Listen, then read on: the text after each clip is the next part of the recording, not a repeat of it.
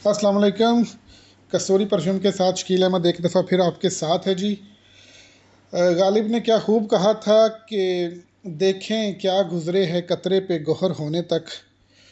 गालिब को भी अंदाज़ा था और ये एक मुसल्लमा असूल है कि किसी भी चीज़ को परफेक्शन तक पहुंचने के लिए बहुत सी कठिन आजमाइशों से गुज़रना पड़ता है, तपस्या करनी पड़ती है, तब जाके एक चीज़ परफेक्ट बनती है।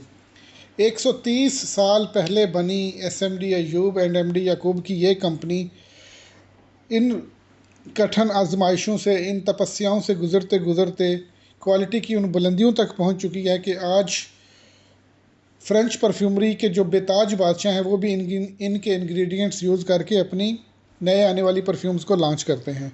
इनके ये 4 आइटम्स इंडिया से दुबई पहुँचे, फिर दुबई से पाकिस्तान पहुँचे, गुजरात हमारी शॉप पर मौजूद थे और अब ये सियालकोट की तरफ एक नेचुरल अतूर के आशिक कस्टमर्स हैं उनके पास जा रहे हैं। क्विकली आपको रिमाइंड करवा दूं, ये इनमें से एक मुहल्लत शम्स है, ऊद अल मुबाहर है, मुहल्लत अयूब है और मुहल्लत ऊद है। नेचुरल अतूर इतने भी महंगे नहीं होते कि आप क्वालिटी पे कंप्रोमाइज़ के दूसरे सिंथेटिक अतूर पर चले जाएं।